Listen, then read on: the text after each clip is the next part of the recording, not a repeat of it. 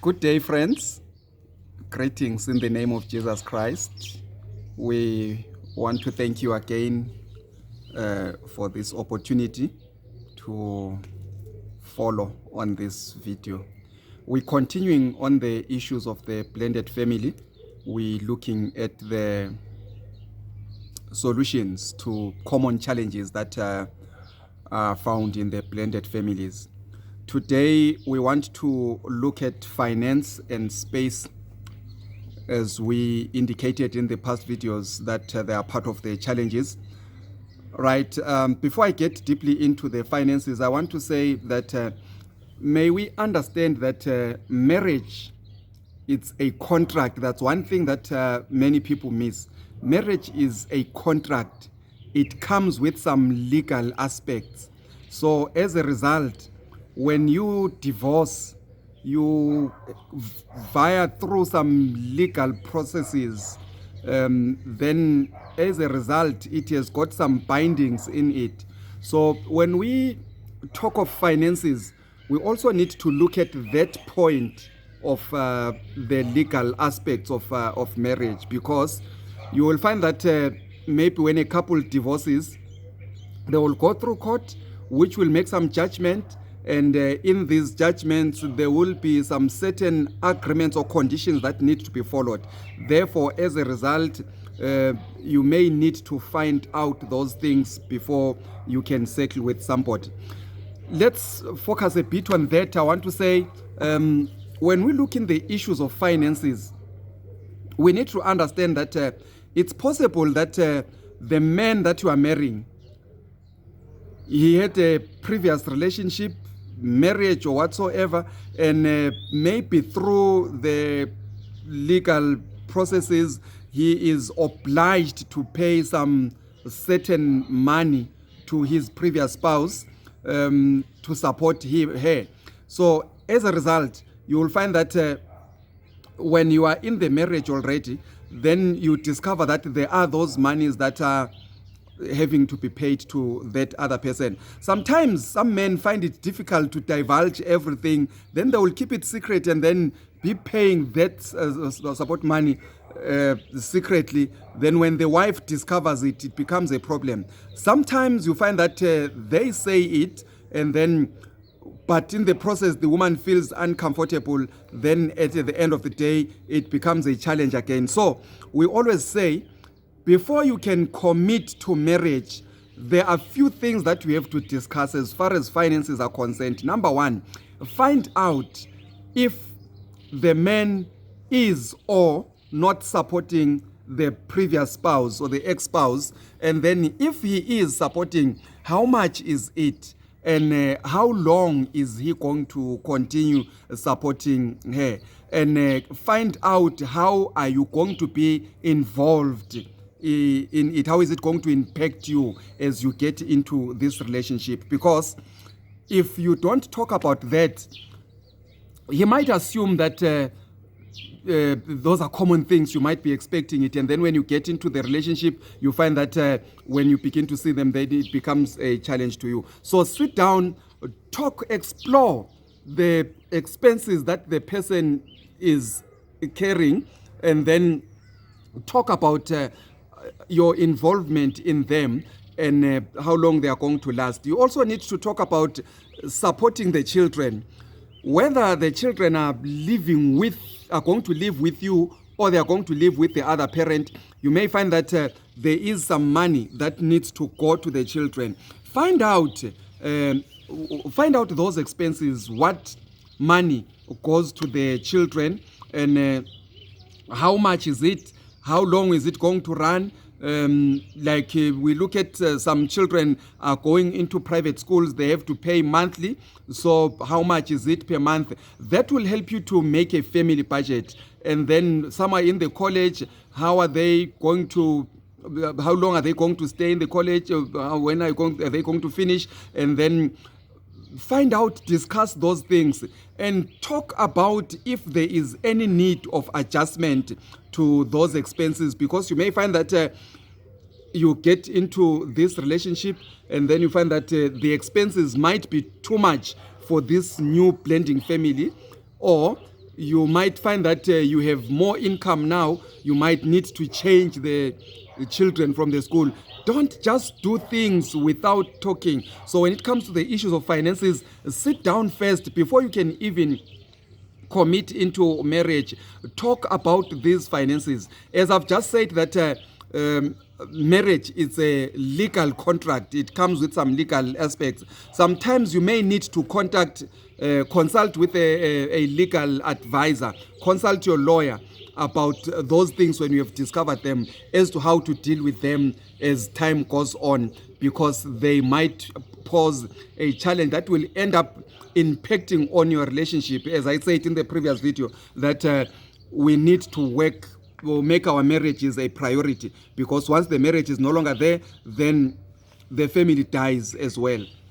So therefore, you need to maybe get some legal advice as to how to deal with these things if they are there. So finances will also be impacted by the previous relationship or previous marriage, and as a result it becomes a problem to this blending family. So looking into the finances in a bit detail, I always advise that every family, whether nuclear family, blended family, or childless family, or grandparented family, I always advise that talk about your finances. Talk about your finances. And when we talk about our finances, we also need to involve the children in our finances, because if you don't talk about your finances, whether to the wife or to the children, if they don't know the income that is in the family, they will challenge your budget. That's why you find that a woman will go and you will give the woman a certain amount of money. She goes and spends it all and then come back, and then you come back without money. And then when you try to find out what happened, then they will think, I used all the money. But you're using the money, you know you don't have money. And then they will be thinking that, no, he gave me a certain fraction. I once counseled a couple, sometimes they had a problem. I remember the husband was paid something like 7,000, and then you'll faithfully give the wife 6,500 and take 500. He was going to use it for his transport and lunch, and then the wife will blow that 6,500 in few days and find that she hasn't bought any much essentials in the house. And then they ended up fighting, and then they came to my office. When we sat down and spoke, the husband put down his complaints, and as I explored with the wife, why do you do that? Innocently responded, where do you think he will get the money? Then he said, so she is of an assumption that if he gave her 6,500, it's a fraction of maybe 13,000. So it means he also is left with another 13,000. So the question is, what is he doing with it? So, but if you sit down and talk about your finances, make sure you understand how much is the wife bringing, how much is the husband bringing. There are some families who believe that, like I've heard another pastor saying, umsebenzi kababa ukusebenza imali, umsebenzi kamama yikuyidla kuphela. So there are some families who believe that, and they will operate that way. So the woman will come with that mentality that so the one that she's working or she's earning, she thinks that that must not be involved in the family budget, whereas the husband is expecting that she's also earning, she must also help here. So sit down before you move into a relationship. Talk about how you're going to work with your finances, how you're going to deal with those finances, who is taking care of what. Whereas it is a man's responsibility to take care of the family, it is also a woman's responsibility to be a helper in the family, just as God had designed in the beginning. Families will look at it differently.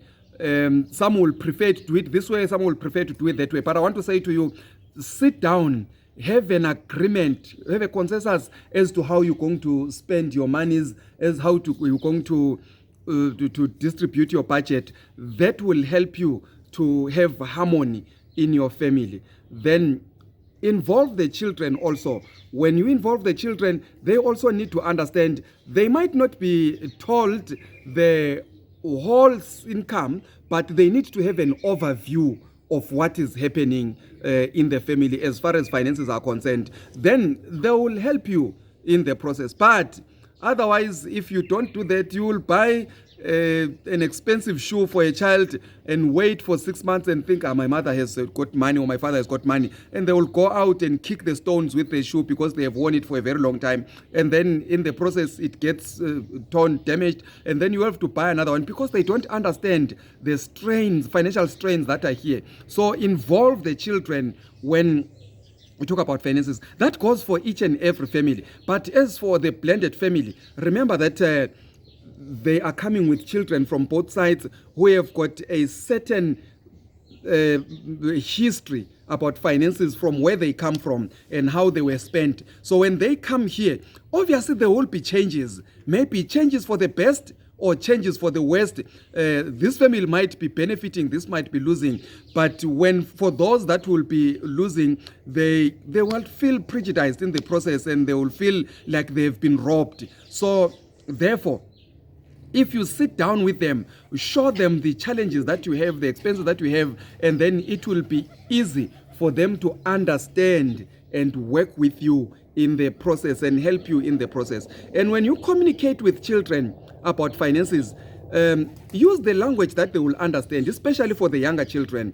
Parents have a tendency of when a child comes to them and say, may I have money, or may I want to go and buy ice cream, then the parent will say, I don't have money. And the child will go away knowing that my father doesn't have money. A few minutes later, you call the same child and give him 20 rands and say, go and buy bread.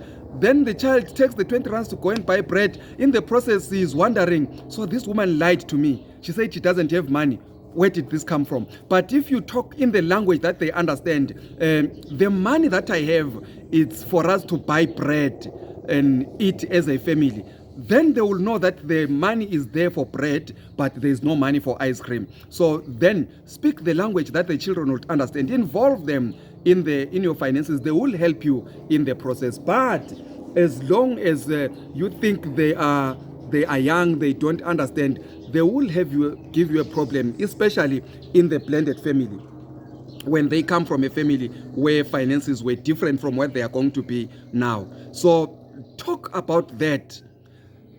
You also need to involve them as to understand their needs as well, because we usually make decisions for our children, whereas children have got their needs. Sometimes they'll come to you, may I have 2 rands I want to carry as I go to school?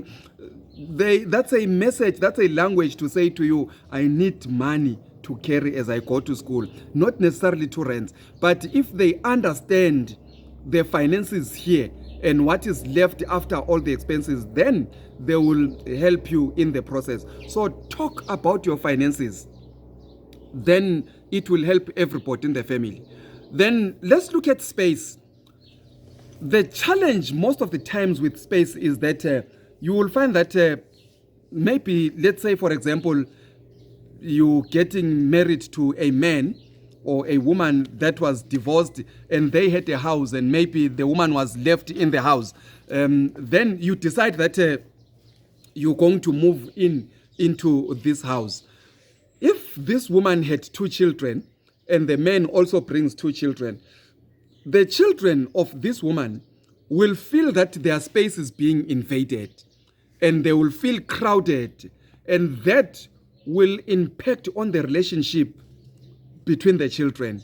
And maybe you find that this woman had 2 children, the boy and a girl, each had their own bedroom, and the man comes with the children, also the boy and a girl. You will find that now the boys have to share the bedroom, the girls have to share the bedroom. Then they will feel that they are now being crowded. On the other hand, these children that have just joined this family also feel that they are like intruders in somebody's house. They will not feel homely. They will not feel comfortable getting into a home that they find there. So we always advise, we always encourage that instead of getting into this house that is already there, rather look for a neutral house or a new house whereby you're going to buy separately. You would rather, if possible, sell this house and use the money to go and buy another house, whereby when these children get into this house, both of the children will feel that this is their home, because they are all coming from different houses, meeting in this neutral home now. But if you're just going to put them in this house, they are likely, these ones will likely feel left out, these ones will likely to feel invaded. So it is usually better when you get them a neutral home which is going to belong to both of them. When choosing a home, involve the children, ask them their needs, consider their needs, and your finances will determine the type of a house that you want to buy. You may be able to buy a house whereby every child will have their own bedroom. It's possible depending on your finances, but it might be possible that because of your finances, you are not able to buy a house which will accommodate everybody. So as a result, you find that the children have to share the bedroom. But involve them in this sharing. When you get there, before you can just decide you're going to sleep there, you're going to sleep there, talk to them and find out where would they wish to sleep, and which ones will they want to be their bedrooms, and the colors and how they want them to be finished. Involve the children. That will make them see themselves as valuable members of this family. So space, it's one of the difficult issues, but you can deal with them in a way that it will make your children be comfortable. Remember also, as I said in the previous video, you need to be patient. It will take time, but eventually you will get there. All those things that you are desiring, you will work with them bit by bit, and you will be learning some certain things in the process, and you will adjust as time goes on. Remember, it might not be one size fits all. Continue to work on it bit by bit until you get there. It is my wish and my prayer that God can bless you as you work with your families. God can bless you so that you can have happy homes. uNkulunkulu anibusise, anibeke endaweni lapho nibe khona. Ngiyanithanda nonke.